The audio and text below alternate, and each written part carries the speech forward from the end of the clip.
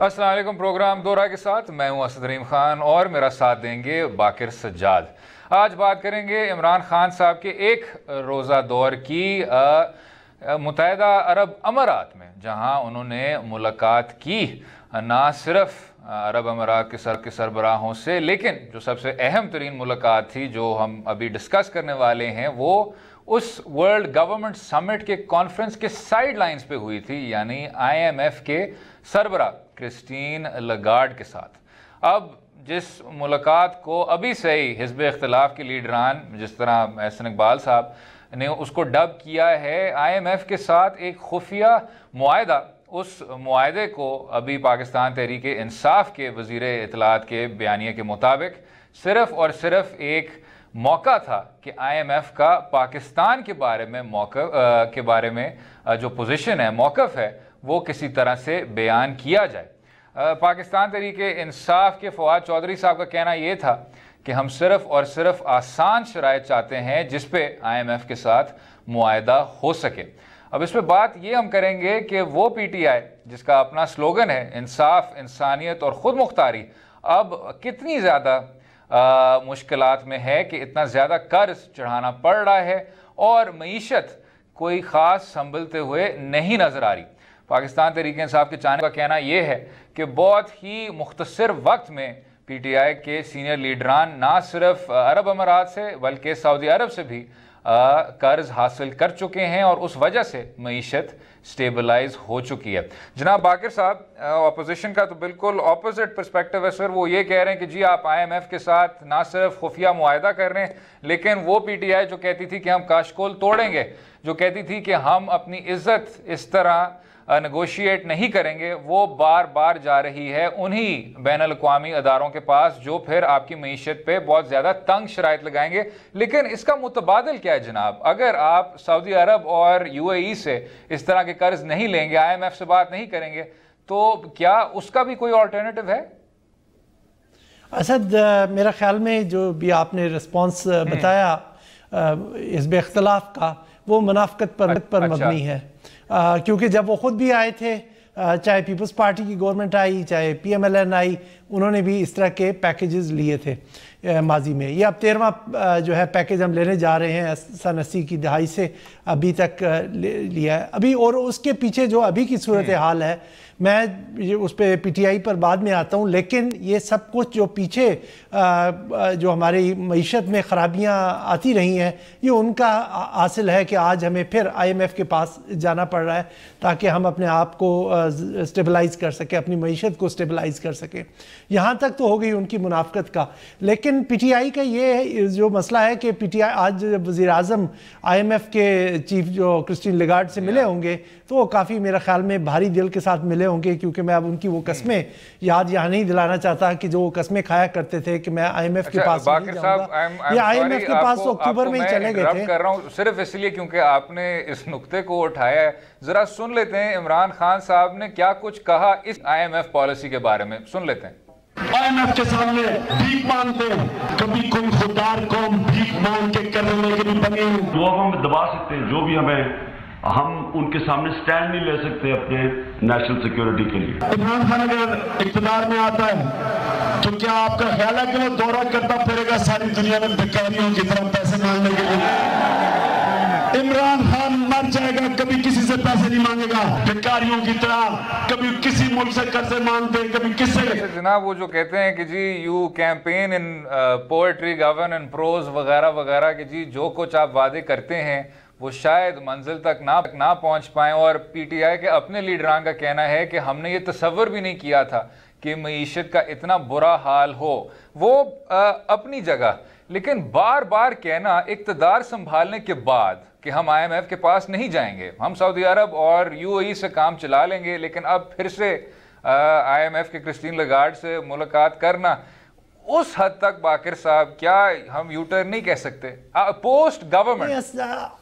असद, ये जो उनका फ्लिप फ्लॉप चलता रहा IMF पे, इसकी वजह से यकीनन जो बिज़नेस कम्युनिटी का कॉन्फिडेंस था वो ख़राब हुआ और आपने देखा कि किस तरह से नेगेटिवली हमारी मार्केट्स ने रिएक्ट किया। हमारी स्टॉक मार्केट काफ़ी हद तक नीचे गिर चुकी है, फिर थोड़ी सी रिकवर भी अभी उसने लेटली किया है, लेकिन जो नुकसान हुआ वो हमने देख लिया क्योंकि जो पीटीआई की पॉलिसी कोई इस पर ज़्यादा वाज़ेह नहीं रही। हम अक्टूबर में जा चुके हैं IMF के पास, मुज़ाकरात जो पर्दे के पीछे चल रहे हैं वहाँ पे रुकावट आ रही थी कि किस हद तक हमें वो स्ट्रक्चरल रिफॉर्म्स लेनी है और किस स्पीड के साथ उनको इम्प्लीमेंट करना है। जो IMF के जो बुनियादी शराइत हैं वो यही हैं कि आप अपनी आमदन बढ़ाएं। आमदन बढ़ाने के भी उसमें आपके टैक्सेस को आपने बढ़ाना है, अपनी एक्सपोर्ट्स को इम्प्रूव करना है, इंपोर्ट्स को कट डाउन करना है, और साथ साथ आपने करंट एक्सपेंडिचर को, जिसमें आपका डिफेंस का एक्सपेंडिचर है, आपकी सब्सिडीज हैं और जो इस तरह के जो करंट एक्सपेंडिचर्स हैं वो आपने कम करने हैं। अभी आपने देख लिया कि पाकिस्तान ने जब से IMF के पास गया है मुख्तलिफ इकदाम लिए हैं। उन्होंने जो आपके बैंक के इंटरेस्ट रेट्स थे वो बढ़ा दिए, जिसकी वजह से अब जो ताजर को आसान जिसे या कम कीमत पर उधार नहीं मिलेगा ताकि वो अपना प्रोडक्शन साइकिल को आगे चला सके या अपने बिजनेस को आगे चला सके। इसी तरह से आपने अपने डॉलर के मुकाबले में अपनी जो कीमत है वो कम कर दी। आपने इंपोर्ट ड्यूटीज लगा के इंपोर्ट पे तो लगाया उसके ऊपर, इसकी वजह से मकसद ये था कि आपने डिमांड जो माशरे में है उसको कम करना था। इसके साथ साथ आपका ग्रोथ रेट भी कम होगा, लेकिन अभी तक के जो इशारे मिले हैं वो यही हैं कि वो अभी काफ़ी नहीं है, आपको मज़ीद करना है। यहाँ पर आज जो क्रिस्टीन लगार्ड से जब उनकी मीटिंग हुई तो उसने भी प्राइम मिनिस्टर पे इस बात पर इसरार किया, प्राइम मिनिस्टर के साथ, कि आपको बिल्कुल वाज़ेह और गैर मुबहम पॉलिसियाँ अपनानी पड़ेंगी और आपको डिसाइसिव एक्शंस लेने पड़ेंगे, इकोनॉमिक रिफॉर्म्स लेनी पड़ेंगी। तो मेरा ख्याल में जो अभी हम देख रहे हैं कि जिस तरह कि ये जो मैंने अभी इकदाम आपके सामने गिनवाए हैं, इनकी वजह से इन्फ्लेशन 7% से चला गया है, 7% से थोड़ा सा ऊपर अभी इस महीने में गया था, तो ये मज़ीद ऊपर जाएगा। लोग जो है मज़ीद जॉब्स लूज करेंगे, तो हुकूमत के लिए कोई आसान कदम नहीं होगा। ये जो स्ट्रक्चरल आसान कदम नहीं है जनाब। लेकिन अभी जब क्रिस्टीन लगार्ड कहती हैं कि हम तैयार हैं पाकिस्तान की हिमायत करेंगे, we will stand with Pakistan, ये जो एक मसला चलता आ रहा है जनाब, आपने अभी हवाला दिया कि पाकिस्तान कितनी बार IMF गया है, ये भी बताते चलें कि पाकिस्तान पहले से ही IMF से 6 अरब डॉलर का कर्ज ले चुका है। अब उससे आगे बढ़ते हुए सर, ये बहुत हैरत अंगेज बात नहीं है कि अगर बांग्लादेश बहुत कम बार गया IMF के पास, इंडिया 90 की दहाई के बाद मेरे ख्याल से सिर्फ एक बार गया। आप मुझसे बेहतर जानते हैं जनाब, आपको पता है इकोनॉमिक नॉलेज कितनी ज़्यादा है। जब आप IMF के पास जाते हैं तो वो आपको एक फौरी टीके के तौर पे किसी तरह से आपको ब्रीदिंग स्पेस दे देता है, लेकिन बार बार जाना, 12 बार जाना 80 की दहाई के बाद और उसको एक शॉर्ट टर्म बेसिस पे संभालना और कहना कि जी चलें अब हमारी मईशत कुछ हद तक चल पड़ेगी। जो बुनियादी इस्लाहात हैं जनाब बाकिर साहब, कि यहाँ कोई टैक्स नहीं देता, आपके जो एक्सपोर्ट्स हैं वो कमज़ोर से कमज़ोर होते जा रहे हैं, मैन्युफैक्चरिंग बेस की जो हालत है वो आप मुझसे अब बेहतर जानते हैं, ये जो तमाम नुकात हैं, इंडस्ट्रियल पॉलिसी आपकी है नहीं, बुनियादी इस्लाहात के मुताबिक सर ये हुकूमत क्या कुछ कर पाएगी ताकि IMF से आपकी जो डिपेंडेंसी है वो कम तो हो? असद आपने बिल्कुल सारा मर्ज तो आपने खुद से बता दिया, लेकिन ये मकसद ये है कि ये हम पहले भी गए, हम उनसे जो एक पैकेज लेते हैं उसके बाद हमने अपनी कुछ अरसे के लिए मईशत को थोड़ा सा स्टेबलाइज कर लेते हैं, लेकिन उसके बाद फिर हम उसको सस्टेन नहीं कर सकते। जो हमारे पास प्रोग्रेस अचीव होती है उसको आगे लेके नहीं जा सकते। उसकी वजह यही है कि हम रिफॉर्म्स जो हम वादा करके आते हैं, या वो रिफॉर्म्स अगर जो हमें चाहिए, अगर ये मैं ना कहूँ हम उनसे वादा करते हैं, अगर हम अपने पर्सपेक्टिव से भी देखें कि ये हमें चीज़ें चाहिए। मिसाल के तौर पर अभी के तनाज़र में हम देखें तो जो हमारी पब्लिक जो स्टेट ओन जो एंटिटीज़ हैं, जो सरकार के इदारे हैं, जिनमें स्टील मिल है, PIA है, इनकी हम प्राइवेटाइजेशन के ऊपर कतरा रहे हैं। तो अगर हम ये पूरी रिफॉर्म्स इंप्लीमेंट नहीं करेंगे, वक्ती तौर पे हमें इंजेक्शन मिलने के बाद हम थोड़े से रुबसेत हो जाते हैं, लेकिन उन जो डेवलपमेंट्स को, उस प्रोग्रेस को हम देर पा नहीं बना सकते। ये हमेशा से मसला रहा है। अगर इस चीज़ को अभी भी एड्रेस नहीं किया तो मेरा ख्याल में ये, जब अगरचे हुकूमत कह रही है कि आखिरी पैकेज होगा, मेरा ख्याल में जब 4-5 साल बाद हम दोबारा या हमारी जगह कोई और बैठे होंगे तो वो भी ये कह रहे होंगे जी अब ये 14वां पैकेज आ रहा है और ये आखिरी पैकेज। दूसरा जो एक सवाल उठता है और आपने मुझे बताना है कि क्या लोग तनकीद को बढ़ा चढ़ा रहे हैं वो ठीक कह रहे हैं कि नहीं। जब आप शफाफियत की बात करते हैं और पाकिस्तान तहरीक-ए-इंसाफ अक्सर ट्रांसपेरेंसी की बात किया करती थी, जनाब आपको मुशर्रफ दौर याद है, परवेज़ मुशर्रफ साहब को जितना कुछ एड मिला कि आप किसी ना किसी तरह से जो वॉर ऑन टेरर है उसमें अमेरिका के एक अहम इत्तेहादी का किरदार अदा करें, उसकी हमने बहुत एक भारी कीमत अदा की और साथ में आपका मुल्क भी हर तरह से तब्दील हो गया, चाहे वो एक्स्ट्रॉर्डनरी रेंडिशंस के हवाले से हो, चाहे वो आपके अपने जो आपने अमरीकी ब्लैक साइट्स को सपोर्ट किया, रियासत पाकिस्तान जितना जंग वो इराक की जंग पे खामोश रही थी, बहुत कुछ हुआ जिसके पाकिस्तान के जो बुनियादी पैरामीटर थे वो सख्त मुतासर हुए। मैं अभी वायलेंस में और दहशतगर्दी में तो जा ही नहीं रहा। तो जो आपने सऊदी अरब, जो आपने इन सॉवरेन हुक्मरानों से इतना कुछ पैसा लिया है, और ये जनाब स्विट्ज़रलैंड तो है नहीं, उन जैसे ममालिक तो नहीं है जिनका आपसे उस तरह का सिक्योरिटी रिलेशनशिप नहीं है। सऊदी अरब है जो ना सिर्फ यमन में जंग कर रहा है, आप मुझसे बेहतर जानते हैं जनाब बाकर साहब कि उसके साथ कितनी कॉम्प्लेक्सिटीज आती हैं। UAE है, तो क्या इसके साथ कुछ स्ट्रिंग्स अटैच्ड हो सकते हैं या ये जो क्रिटिसिज्म है ये अनवारंटेड है? नहीं, ये असद बिल्कुल ये वाज़ेह है कि कोई भी यहाँ पे जो फ्री लंच तो होता नहीं है। जब भी कोई आपको कुछ पैसे देता है या आप पे मेहरबानी करता है उसके पीछे कुछ ना कुछ उसके मकासद होते हैं। जो अब सऊदी अरेबिया दे रहा है या UAE दे रहा है उसके पीछे आपने, और मैंने इस प्रोग्राम में डिस्कस किया था बार्नेट रूबिन का, कि ये अफगानिस्तान में पीस टॉक्स को कामयाब कराने के लिए पाकिस्तान को दिया जा रहा है। दूसरा, आपने खुद जो सऊदी पेट्रोलियम मिनिस्टर का एक बयान पढ़ा होगा कि जिन्होंने कहा कि हुकूमत पाकिस्तान ने हमें मुख्तलिफ जगहों पर रिफाइनरी लगाने के लिए जगह प्रोवाइड की। जब वो अब अगले हफ्ते शायद वो आ रहे हैं, सऊदी क्राउन प्रिंस आ रहे हैं और जिस इन्वेस्टमेंट का अनाउंस करेंगे, तो हमने लेकिन गवादर चुना स्ट्रेटेजिक पर्पसेस की वजह से। ये अब सब चीज़ें लिंक्ड होती हैं। अब जब तक हमें हुकूमत, मेरा ख्याल में उसने जब अपोजिशन के दिनों में थी तो ये वादा भी करती थी कि मैं एक शफाफ पॉलिसी रखूँगा, बैरूनी तलक़ात को शफाफ तरीके से चलाएँगे, लेकिन वो अभी हमें शफाफियत नज़र नहीं आ रही। और उम्मीद करते हैं कि ये जो उन्होंने वादे किए हैं जिसकी बुनियाद पर इनको ये लोन्स मिले हैं वो इस वक्त कौम को बताएंगे कि किस तरह से ले रहे हैं। और उन लोन से ये हो रहा है कि हम सिर्फ अपने जिसे कह रहे हैं कि सरवाइव कर रहे हैं, हुकूमत ये इकोनॉमी को ब्रीदिंग स्पेस मिल रही है, लेकिन जो लॉन्ग टर्म है वो IMF के जाए बगैर हमको नहीं, जिसे कहते हैं। लास्ट पॉइंट ऑफ डिस्कशन, क्योंकि वक्त हमारा थोड़ा सा कम पड़ रहा है, वो ही घूम फिर के उसी सवाल पे आ रहे हैं जनाब कि आप एक इमरजेंसी सिचुएशन में, इसमें कोई शक नहीं कि आपको ये स्ट्रिंग्स पसंद नहीं है। UAE के मुआहदे के साथ या सऊदी अरब के साथ जो आपने मुआहदा किया है उसके साथ जो शराइत आएंगे, कोई भी सॉवरेन हुकूमत को पसंद ना आए, कोई भी IMF नहीं जाना चाहता और अपनी ही मईशत पे इस तरह की तंग शराइत ज़वाबित के मुताबिक काम नहीं निकालना चाहता। लेकिन इसका मुतबादिल क्या है बाकर साहब? ऐसी इकोनॉमिक इमरजेंसी में क्या आप कोई और लाहे अमल तय कर सकते हैं?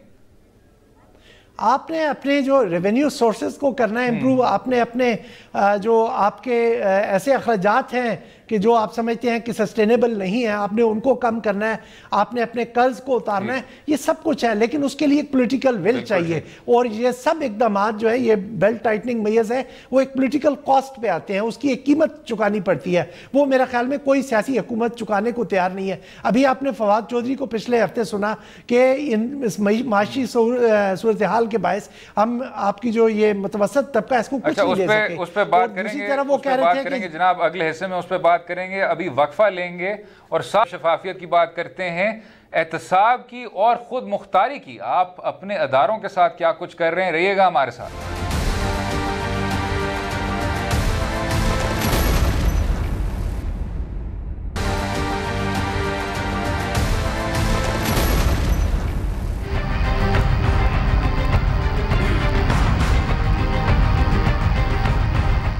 खान साहब ने इस्लामाबाद में मुनक्कदा सिविल सर्विस रिफॉर्म्स के इजलास में अफसोस का इजहार किया कि ब्यूरोक्रेसी पिछले कुछ बरस पूरी तौर पे पोलिटिसाइज हो गई है, सियासत ज़दा हो गई है, और कहा कि हम पूरे तौर पे उसको ना सिर्फ डीपोलिटिसाइज करेंगे लेकिन उसमें इस्लाहात लाएंगे।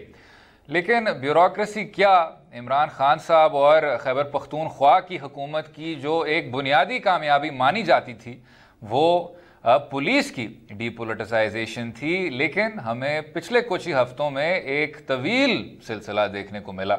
सबसे पहले तो डीपीओ पाक पतन का ट्रांसफ़र, फिर आईजी पंजाब का ट्रांसफ़र, आईजी इस्लामाबाद साहब के एक बहुत ही संजीदा कंट्रोवर्सी पे उठने पे अदालत उज़्मा ने ना सिर्फ नोटिस लिया लेकिन उसके बाद पाकिस्तान तहरीक इंसाफ के एक लीडर मुस्ताफ़ी भी हो गए अपने सरकारी ओहदे से।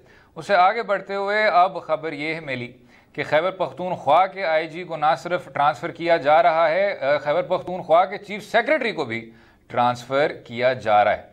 जब मुल्क के दो सतून यानी पुलिस और सिविल सर्विस को इसी तरह पोलिटिसाइज किया जाएगा तो पाकिस्तान तहरीक इंसाफ और जो पिछली हुकूमतें थीं, काफ लीग, नवाज लीग और पाकिस्तान पीपल्स पार्टी की, उनमें आखिरकार फ़र्क क्या? जनाब बाकर साहब ये बताएं सर कि कोई सूबा अब छोड़ा है, और ये थोड़ी सी ज़्यादा आयरॉनिक बात नहीं है जब आप केपी के चीफ सेक्रेटरी और केपी के आईजी को ट्रांसफ़र करते हैं, कंसिडरिंग पहले आपने हमें वो नासिर दुरानी साहब वाले ख्वाब दिखाए थे और कहा था कि जी हमने तो पूरे तौर पे इसको रिफॉर्म किया है। शायद ढांचा अभी भी आपने रिफॉर्म किया हुआ हो, लेकिन ये किस तरह का पैगाम आप भेज रहे हैं लोगों को? असद, ये इमरान खान साहब का एक जिसे कहते हैं मेरा ख्याल में पसंदीदा बयानिया है कि मैं ब्यूरोक्रेसी को डीपोलिटिसाइज करूँगा, उसके ऊपर जो सियासी मुदाखलत है वो ख़त्म करूँगा, उनको हर तरह की जॉब प्रोटेक्शन, टेन्योर प्रोटेक्शन दूंगा, नैब के जो हरासमेंट से उनको बचाऊँगा और उनके जो सर्विस कंडीशंस हैं उनको बेहतर करूँगा। लेकिन मेरा ख्याल में हमने अभी तक ये देखा है कि इमरान खान साहब ने जो कहा उस पर अमल अभी तक नहीं किया। आपने वाक़यात ख़ुद से गिनवा दिए जिसमें पाकपतन का भी वाक़या है और इस्लामाबाद का भी वाक़या और दीगर भी वाक़े इसमें शामिल है। हम वो जो मुख्तलिफ डीसीज़ और कमिश्नर्स वगैरह के आगे पीछे के ट्रांसफ़र्स हैं उनको अभी इसमें काउंट नहीं कर रहे। अभी जो हाल ही में वाक़या पेश आया खैबर पख्तूनख्वा में जहाँ पे सलाउद्दीन महसूद साहब को और कामरान बलोच साहब को जो कि चीफ सेक्रेटरी थे उनको ट्रांसफ़र किया गया, वो इस वजह से कि एक तो वजह बताई गई कि चीफ मिनिस्टर महमूद खान उनसे खुश नहीं है कि वो पीटीआई जो तब्दीलियाँ लानी चाहती थी उसमें वो रोड़े अटका रहे थे। और दूसरा ये बताया जा रहा था कि जो फाटा का जो साबका फाटा का इलाका खैबर पख्तूनख्वा में जम हुआ है तो उसके लिए क्या पुलिसिंग स्ट्रक्चर होगा उस पर इख्तलाफात थे। ये साहिबान इस चीज़ पे अड़े हुए थे कि वहाँ पर भी खैबर पख्तूनख्वा की तरह एक रेगुलर पुलिस हो, ना कि खासादार और लेवीज़ हो। तो ये चीज़ शायद इमरान खान साहब की पार्टी के लिए नाकाबिल कबूल थी तो उन्होंने उनको चलता किया वहाँ से। लेकिन ये चीज़ सब का सब ये जो सूरत हाल है उसकी वजह से काफ़ी ज़्यादा मायूसी देखी जा रही है ब्यूरोक्रेसी में।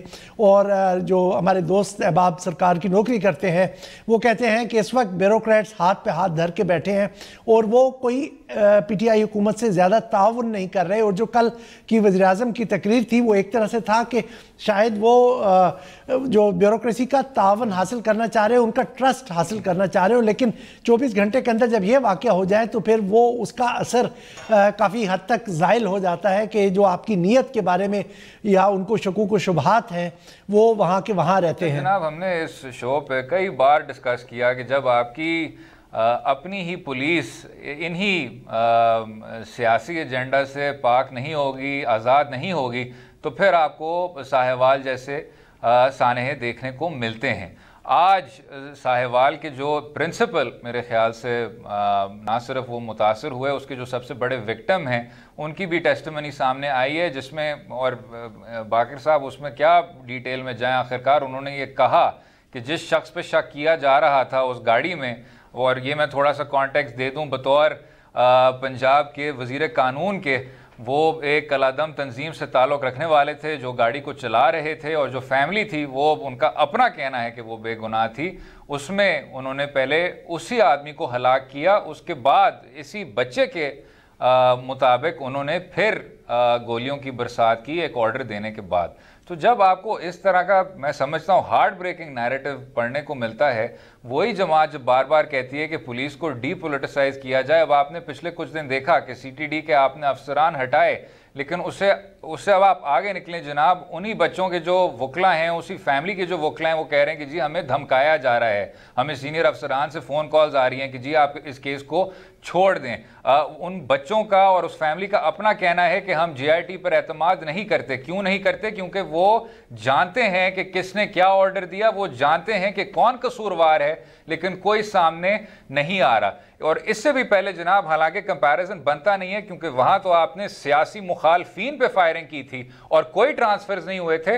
अगर आप मॉडल टाउन का केस ले लें, ये आपको चीज बताती है कि कितना अहम है कि आप इस अदारे को सियासत से आज़ाद करें और इसको एक खुद मुख्तार अदारा बनाएं, जिसकी आप खुद वादे कर रहे थे खैबर पख्तूनख्वा में। अब गोइंग फॉरवर्ड क्या कुछ किया जा सकता है? क्या 2002 के पुलिस ऑर्डर पर अमल दरामद नहीं किया जा सकता? क्या नासिर दुरानी साहब ने जो इस्लाहात की फहरिस्त कई बार प्रेजेंट की है, उस पर अमल दरामद नहीं किया जा सकता?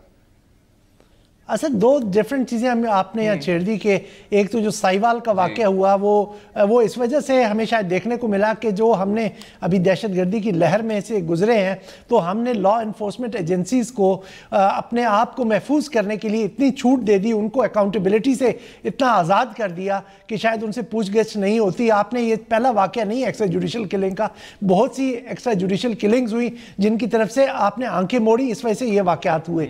जबकि पॉलिटिकल इंटरफेरेंस एक डिफरेंट लेवल पे हो रही है, वो हमने देखा कि जनाब ये चीफ मिनिस्टर जिस तरह से और प्राइम मिनिस्टर की तरफ से भी हमने देखा गया कि उनकी तरफ से भी कोई ज़्यादा इसके ऊपर से, अगर से वो कहते रहते हैं लेकिन कोई सख्त रवैया इख्तियार नहीं किया गया कि जो वो कहते हैं उसको अमल दरामद किया जाए। यहाँ पर जो मसाइल वो आ रहे हैं, जो हम इस वक्त अगर अपनी डिस्कशन को पॉलिटिकल लेवल पे ही अपना उसको रिस्ट्रिक्ट करें, तो जो सबसे बड़ा मसला इस रिफॉर्म्स की तरफ आता है। अगरचे ये हर हुकूमत के एजेंडा पे रही है कि जी ब्यूरोक्रेसी की रिफॉर्म्स करनी है, पुलिस की रिफॉर्म्स करनी है, लेकिन जो सियासतदान के दिमाग में ये चीज़ घुसी हुई है कि मैंने किसी तरह से अपना इन्फ्लुएंस पुलिस पे और ब्यूरोक्रेसी पे असर्ट करना है, जिसकी वजह से उसका अपनी कॉन्स्टिट्यूएंसी में मकबूलियत का ये एक यार्ड स्टिक बन चुका है। तो ये चीज़ नहीं चेंज होती। इमरान खान साहब कहते हैं जो पॉलिटिकल लीडरशिप है उसकी ट्रेनिंग हो, मैं कहता हूँ कि ट्रेनिंग नहीं होनी चाहिए, ये आपको कल्चर तब्दील करना है। और कल्चर तब्दील करने के लिए आपको सबसे पहले खुद प्राइम मिनिस्टर को अपनी मिसाल से लीड करना होगा। लेकिन माजरत के साथ हम यहाँ पर कोई ऐसी मुतासर कुन मिसाल नहीं देखते कि जहाँ पर अभी आपने जो वो पुलिस SP के ट्रांसफ़र का वाक़या आया था, तो वो आप अगर वो देख लें तो आपको पता चल जाएगा कि यहाँ पे अभी प्राइम मिनिस्टर भी उस लेवल पे, उस पेडेस्टल पे जाने के लिए क्वालिफाई नहीं करते जहाँ वो कह सके कि मैंने पुलिस के अंदर इंटरफेरेंस रोकी थी।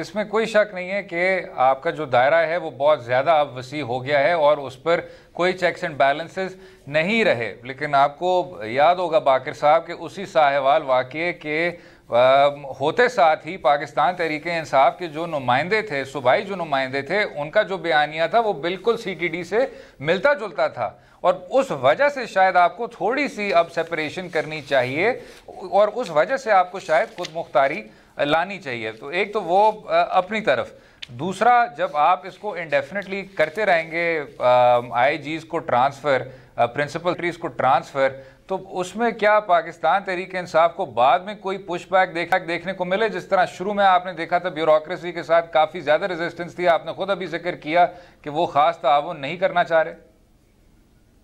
असद यहाँ पर आपने यह है कि जो ब्यूरोक्रेसी है वो ताउन नहीं कर रही। उसकी वजह उसमें से एक तो यह है कि जिस तरह से उनको जिस तरह का PTI गवर्नमेंट की तरफ से रवैये का सामना है, बार बार उन्हें इनएफिशिएंट कहा जाता है, तो वो को ख़ास ताउन करने को तैयार नहीं है। लेकिन साथ साथ जो NAB की तरफ से भी जिस तरह का उनके खिलाफ कार्रवाइयों में तेज़ी आई हुई है, तो वो जो उनमें उनके पास इनिशिएटिव होता था कि वो कोई काम करें या अपना फैसले का कोई इतलाक करें उसके ऊपर, तो वो करने को तैयार नहीं है। वो नहीं चाहते कि जनाब कि अगर आज हम ये फैसला करें तो 2 साल बाद हमें भी उसी नैब की चक्की में से गुजरना पड़े। वो जो एक होता था ना कि गुड फेथ में आपने ये काम किया, वो कॉन्सेप्ट अभी यहाँ से सारे का सारा गायब हो चुका है। वो अभी ब्यूरोक्रेसी में हमने वो कॉन्फिडेंस रिस्टोर करना है। उस कॉन्फिडेंस को रिस्टोर करने के लिए प्राइम मिनिस्टर को, वो जो मैंने पहले भी कहा कि अपनी मिसाल कायम करनी पड़ेगी कि जनाब मैंने किस तरह से अंदर डोमेस्टिक अपना पॉलिटिकल इंटरफेरेंस वहां पर उसके अंदर रोकी है। और हमें एक बैलेंस कायम करना पड़ेगा जहां पर उनके ऊपर चेक्स एंड बैलेंसेस तो होंगे, लेकिन साथ साथ उनको लीगल प्रोटेक्शन भी होगी और उनकी प्रोडक्टिविटी पे कदम नहीं होगा। अब मैं ब्यूरोक्रेसी से हट के पुलिस पे भी बात करना चाह रहा था, बल्कि इसी पे ही इमरान खान साहब का जो कहना था कि किस तरह इनको पोलिटिसाइज किया जाएगा और सियासत ज़्यादा कुव्वतों से बचाया जाएगा, उस पर ज़रा सुन लेते हैं कि क्या फरमाया उन्होंने। बजाय पुलिस को प्रोफेशनल करें, इस्लाहत करें, गैर सियासी बनाएं, आपने उनकी वर्दियां बदल दी। मैं आपको यही पंजाब की पुलिस को ठीक करके दिखाऊंगा। हम पंजाब की इंशाल्लाह पुलिस ठीक करेंगे। अच्छा, ये अब मैं जो बाकी मामला थे उनके साथ अब इस बार नहीं जोड़ते, अब सिर्फ और सिर्फ अगर बात को हम इस्लाहात तक महदूद रखें जनाब। डीपीओ पाकपतन का वाकया आपने अभी उसका जिक्र किया, आईजी पंजाब का जो वाकया था आपने उसका भी जिक्र किया। अब जब आपने इस्लाहात करने हैं, वो इस्लाहात कहाँ हैं? क्योंकि अब नासिर दुरानी साहब भी अब छोड़ गए हैं, उन्होंने रिज़ाइन किया और कोई ख़ास पुलिस रिफॉर्म्स पे कोई उस तरह की बात नहीं नज़र आ रही। ज़रूर खान साहब ने कहा कि जी आपने वर्दी बदल दी, बल्कि अब उसी वर्दी को वापस बदलने के प्लान्स किए जा रहे हैं, लेकिन अब आप बेसिक्स को रिस्ट्रक्चर कर पाएंगे क्या? अच्छा, यहाँ पे पहले जो है कि उस चीज़ का आपको रियलाइजेशन करनी चाहिए कि आप क्या गलत काम कर रहे हैं। आपको याद होगा कि जब आईजी पंजाब तब्दील हुए तो फवाद चौधरी साहब ने कहा कि जो लोग जो पॉलिटिकल लीडरशिप के साथ नहीं चल सकते उनकी कोई गुंजाइश नहीं। अभी जब ये आईजी खैबर पख्तूनख्वा तब्दील हुए तो वहाँ पर भी जो सरकार के स्पोक्समैन हैं उनका भी बयानिया कोई मुख्तलिफ नहीं था। यहाँ आपने रियलाइज़ करना है कि जनाब ये चीज़ें ज़्यादा देर पार नहीं हैं और अगर हमने जो रिफॉर्म्स करनी है तो हमें उसके आगे बढ़ना होगा। बार बार नासिर दुरानी साहब की एग्जाम्पल दी जाती है क्योंकि प्राइम मिनिस्टर ने कहा था वो चीज़, लेकिन यह है कि अब चले नासिर दुरानी साहब नहीं रहे, लेकिन रिफॉर्म्स तो आगे बढ़ सकती हैं। उसके लिए आपको अपने अंदर वो एक कुव्वत इरादी पैदा करनी है ताकि आप उनको आगे ले जाएं और बेहतर पुलिस, बेहतर ब्यूरोक्रेसी इस मुल्क को और इस सूबे को देके जाएं। अगले हिस्से में उन्हीं इरादों की बात करेंगे। FIA ने हाथ कर दी है असगर खान केस के सिलसिले में। अदालत उज़्मा का जो तारीखी फैसला था जिसमें असलम बेग और असद दुरानी को कसूरवार ठहराया गया 1990 के मुतनाज़ा इंतखाबात के मुतालिक, उस पर अमल दरामद नहीं हो पाया। क्यों नहीं हो पाया और अब क्या कुछ किया जा सकता है? रहिएगा हमारे साथ।